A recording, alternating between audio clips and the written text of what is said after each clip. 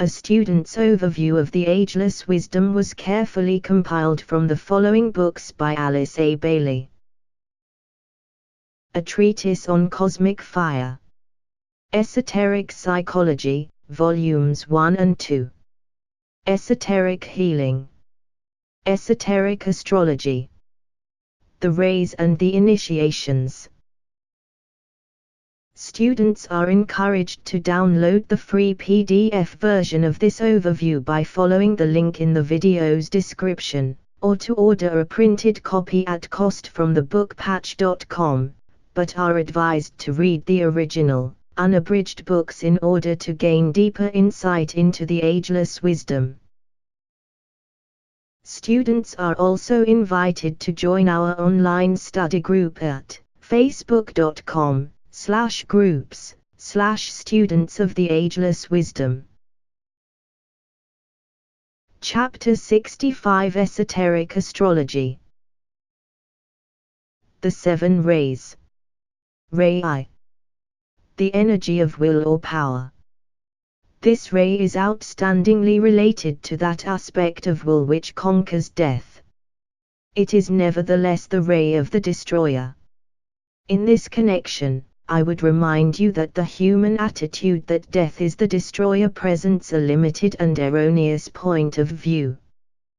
The first ray destroys death because in reality there is no such thing.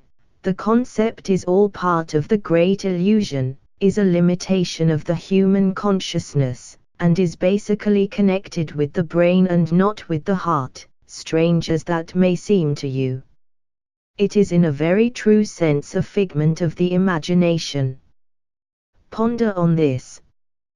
The abolition of death and of the destruction of form is a manifestation of Ray I, for it brings about in reality the death of negation and the inauguration of true activity. It is the energy which can be called divine incentive. It is the life in the seed which destroys successively all forms in order that realized fruition may eventuate. That is the clue to Ray I.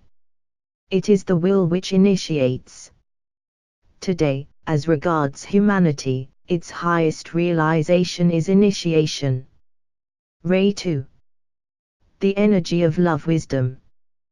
This basic energy is the will to unify, to synthesize, to produce coherence and mutual attraction and to establish relationships, but, remember this, relationships which are entirely apart from the consciousness of relation or the realization of unity. It is the fact of unification as seen from the beginning and as existing ever and forever in the mind of God, whose will embraces past, present and future, and whose mind does not think in terms of evolution or of process. The process is inherent in the seed, the evolutionary urge is the inevitable accompaniment of life in manifestation. It is the will to unification. Today, as regards humanity, its highest expression is the mystical vision. Ray III. The energy of active intelligence. This is the will of conditioned purpose. The factors which are working out through its medium are the forceful carrying forward of the recognized plan with a goal intelligently conceived and an active incentive which carries the process intelligently forward on the strength of its own momentum. Again, I would remind you that I am dealing not with human consciousness but with the sum total of that undertaking which makes matter subservient to and adaptable to the basic idea in the mind of God. And no human being is as yet able to conceive of that idea. No one knows what is the will of God or what is the nature of his intelligent purpose. It is the will to evolution. Today, as regards humanity, its highest expression is education, or progressive development through experience. Ray IV. The energy of harmony through conflict. This is fundamentally the will to destroy limitation. This is not the same thing as the will to destroy negation as in the case of Ray I, but is an allied aspect of that. I am not referring to the consciousness aspect which recognizes and profits by such struggle. I am referring to the energy, inherent in all forms and peculiarly strong in humanity, because man is self-conscious, which produces inevitably and unavoidably the struggle between life and that which it has chosen as a limitation. This eventually shatters or breaks up that limitation the moment that a point of real harmony or at-one-ment has been reached. Esoterically, it might be said that the moment that form, limitation, and life balance each other, a rift immediately appears and through it flows a fresh outpouring of the will. Christ had to die because he had achieved harmony with the will of God, and then the veil of the temple was rent in twain from the top to the bottom. The significance of this fresh inflow of the will now appear. The stage is set anew for a fresh and renewed activity of the living principle. As far as humanity is concerned, the seeds of death emerge through the medium of this ray, and the grim reaper, death, is but an aspect of this will, conditioned by the fourth ray and emerging from the fourth plane. Death is an act of the intuition, transmitted by the soul to the personality and then acted upon in conformity to the divine will by the individual will. This is the will to harmonization. Today, its highest expression as regards humanity is the intuition, as it works out through group activity. Death always releases the individual into the group. End of page 332. Ray V. The energy of concrete science or knowledge. To understand this expression of the divine will, the student should bear in mind the occult aphorism that matter is spirit at its lowest point of manifestation and spirit is matter at its highest. Basically, this is the will which produces concretion and yet at the same time constitutes the point at which spirit and matter are balanced and co-equal. That is the reason why human perfection is carried forward consciously upon the mental plane, the fifth plane. This is brought about by the fifth ray, and upon this plane liberation takes place at the time of the fifth initiation. This is the will which is inherent in substance and which actuates all atoms of which all forms are made. It is closely related to the first solar system, even whilst liberating members of the human family who will constitute the nucleus around which the third solar system is constructed. The energy of this ray is intelligence. It is the seed of consciousness, but not of consciousness as we understand it. It is the inherent life of matter and the will to work intelligently. It is that living something for which we have no name, which was the product of the first solar system. It is one of the major assets of God, the Father, and also of the human monad. This is the will to action. Today, as regards humanity, its highest expression is liberation, through death or initiation. Ray 6. The energy of devotion or of idealism. This is the will which embodies God's idea. It provides the motive power behind the working out of whatever may be the purpose of creation. What that purpose is, we have not as yet the faintest idea. An ideal is related to the consciousness aspect as far as human beings are concerned. An idea is related to the will aspect. This ray embodies a dominant potency. It expresses God's desire and is the basic energy emanating from the cosmic astral plane. It conceals the mystery which is to be found in the relationship of the will and desire. Desire is related to consciousness. Will is not.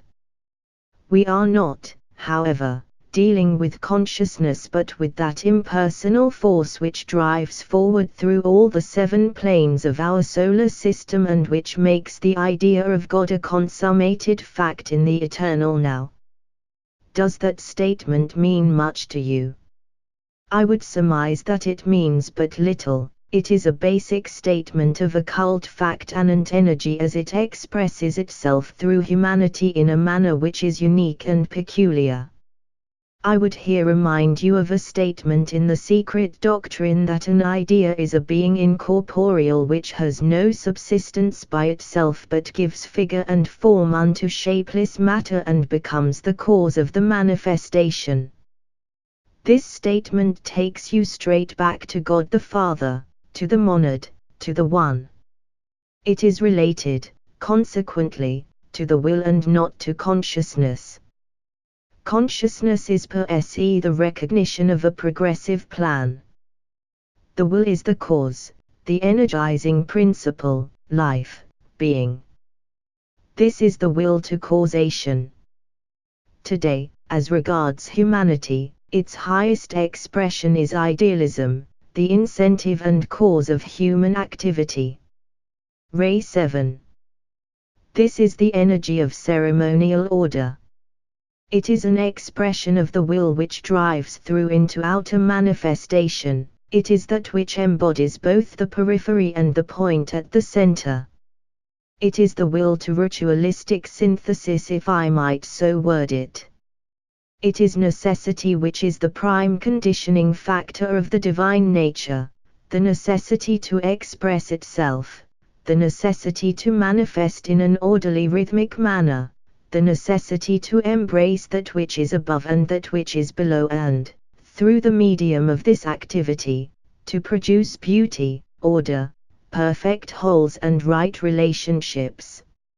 It is the driving energy which being emanates as it appears and takes form and lives. It is the will towards expression. Today, as regards humanity, its highest expression is organization. In the above statements and the rays, you can see that the full circle of their activity is complete from the angle of God the Father, the will to initiate manifestation and its attendant progressive expression meets the will towards full achievement and the energy of being itself arrives, in time and space today, in the mind of God, at full consummation. Let us now see how these basic ray energies will work out in man's planetary and zodiacal relationships and why certain constellations and planets are related to certain rays and transmit into the center which we call humanity definite and specific influences. These produce certain tendencies in humanity, evoke certain attitudes of the will, and lead consequently to certain unavoidable events as well as to definite and determined forms of being. End of page 333. As we proceed with our consideration of tabulation X, there are certain fundamental ideas which must be carefully borne in mind. Let me list them for you. 1. We are dealing with the effect of the 7 ray energies, as they pour forth from one or other of the 7 stars of the Great Bear into our solar system. These energies are the life quality of the 7 great beings who are the prototypes of the planetary logo of the sacred planets, 7 in number. These latter are their reflections in time and space, as the soul is the reflector of the monad where human beings are concerned. 2. The 7 rays express themselves, each through 3 of the zodiacal constellations. The analogy, but not the correspondence, is that these 3 constellations are to the life of one of these ray beings what the 3 aspects of monad soul body are to a man. Again, it is only analogy. Forget not that analogy and correspondence are not the same. In the first case there is resemblance but not in detail. In the second, there is practically identical expression, usually on a lower level.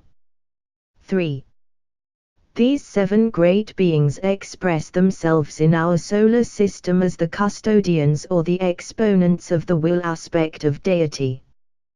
Their effect, therefore, is ever to convey into our solar system and eventually into our planetary life, the energy of the will, in its plan-making, form-building nature. Esoteric books and esoteric teaching have necessarily laid the emphasis upon consciousness as it expresses quality. That is as it should be. But behind all quality lies that of which the quality is the expression, and behind that is to be found the dynamic outgoing, if I might so express it, which is the motivation of both the quality or consciousness and the life or appearance, the precipitation of will and quality. 4. The nature of the will is as yet undefinable, for only the monad responds to its impact, and only after the 3rd initiation does man somewhat grasp the nature of the will. All that is possible to understand in this brief summation is the effect of the will as it makes its presence felt and the result of its expression, emphasized through the 3 constellations. 5. The constellations in groups of 3 transmit the 7 influences of the 7 rays to our planet, via the Sun, and the relationships which I am here indicating are only those in connection with our Earth. They do not apply in relation to others of the planets in our solar system, where the configuration of the relationship is different. This is dependent upon the nature of the etheric web through which all transmission of energies takes place. The lines of approach might be indicated as follows. 6. This diamond-shaped formation of the interrelated energies is the prototypal pattern which lies behind the etheric network and is its final, conditioning influence as far as our Earth is concerned. It is hinted at in the reference to the diamond soul of which the Buddha is an exponent. This is necessarily a deep mystery, but the correlation is interesting and guaranteeing. 7. These 7 ray energies, expressing the divine prototypal will in 7 forms, are as follows. Ray I, the will to initiate. Ray 2, the will to unify. Ray 3, the will to evolve. Ray 4, the will to harmonize or relate. Ray V, the will to act. Ray 6, the will to cause. Ray 7, the will to express. End of page 334. When their full creative work is completed, there will emerge a something else or other for which we have no name, but which will be the seed of the next solar system. This 3rd solar system will express the divine will, as this is slowly developed through the experiment and experience of the divine love. 8. These 7 ray aspects of the will, which are the goal of the higher initiations and which embody that which the masters themselves are struggling to understand, is that which flowers in the monad when souls have reached perfected expression through humanity. They express themselves where humanity is concerned as Ray I, that which incites to and produces initiation. Ray 2, that which is the cause of vision or the power to see. Ray 3, that which develops sensory perception into knowledge, then wisdom, then into omniscience. Ray 4, that which is the illumined will, the basis of buddhi or the intuition. Ray V, that which is the cosmic seed of liberation. This is an aspect of destruction. Ray 6, that which is the cause of the thought form building faculty, related to the creative urge. Ray 7, that which can be called the principle of order. 9. Just as desire has produced this sun of necessity, our solar system, there lies behind all the energies of the heart of God and all the forces which have produced the manifested universe, that which is the result of divine need. It is neither the cosmic correspondence of brain or mind or focused intention, as you might surmise. It is that synthetic something which produces cohesion and results in fruition or synthesis as the effect or final result of manifestation. Cosmic energies and transformation. Let us now briefly get an idea of this stream of energies as they move outward into space from Ursa Major, as they are transmitted, through certain zodiacal constellations to our solar system and thence, via the Sun to the 7 sacred planets. These produce what are called transformations on our non-sacred planet, the Earth, bringing it increasingly into line with the will aspect of divinity. You have in reality the following explanatory diagram, which may make the whole process somewhat clearer. This is the only way that I can give you an idea of the distribution of energies, their limitation within the bounds of the zodiac, and their focusing within the periphery of our solar system. Let me make it more specific as regards one of the rays and its triangular relationships as given in tabulation X. End of page 335. Notes on tabulation X. 1. The Earth being one of the 5 non-sacred planets, only 4 are listed as among the transfiguring agents. 2. The darkened planets indicate the transmitting agents of the forces, passed through the transformation process by the Sun. 3. The Sun and Moon are listed among the non-sacred planets as they are, in this instance, blinds or veils. 4. The origin of the hourglass is to be found in this diagram of the inflowing energies. 5. The above diagram can be used in connection with any of the 7 rays, but will involve 6.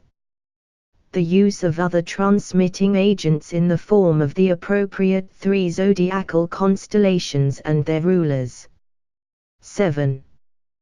The indicating of planets, different to those involved in the inflow of first-ray energy.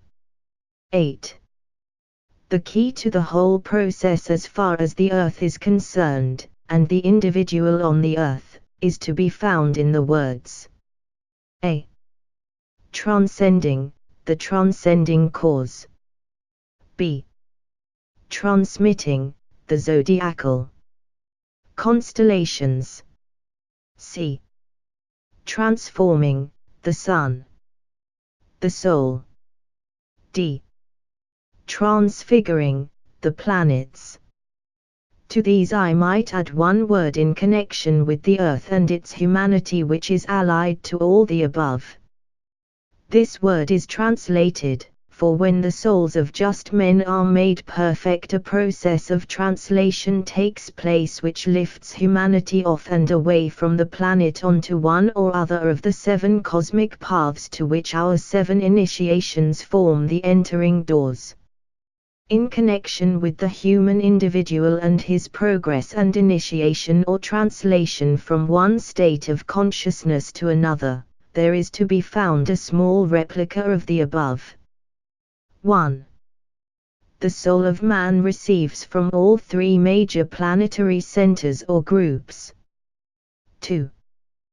The darkened spots indicate awakened, alert centers. 3. The diagram indicates the interior light chart of an advanced aspirant on the verge of discipleship. The whole story of extension, from the one into the many and of the many into the one, is contained in these macrocosmic and microcosmic diagrams. End of page 336. The three rays of aspect. Ray I, will or power Aries Leo, working through the medium of the four planets, Mars, Mercury, Sun, Saturn, Capricorn. This is the will which lies behind all initiatory activity, that is, I. The initiation of the previous stages of creation. 2. The initiation of the urge to evolve, proceed, progress. 3.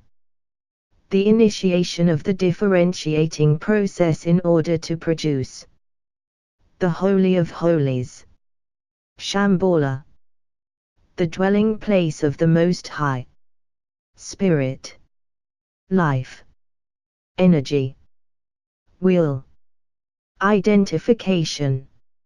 Ray 2, Love, Wisdom, Gemini, Virgo, working through 5 planets, Mercury, Jupiter, Venus, Moon, Pluto. Pisces, the holy place, hierarchy, the secret place where light dwelleth, soul, consciousness, light, love, initiation. Ray 3, active intelligence, Cancer, Libra, through 5 planets, Moon, Venus, Saturn, Neptune, Uranus.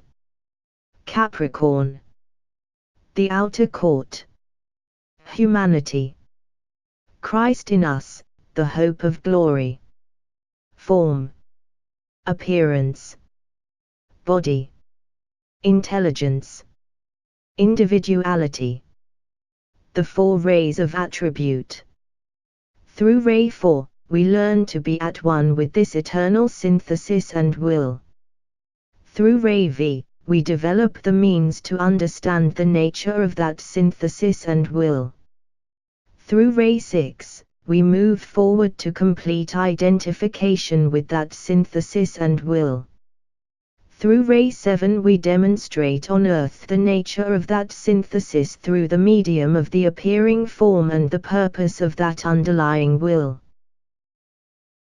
And so the many are absorbed into the one. End of page 337. End of chapter 65. End of Esoteric Astrology.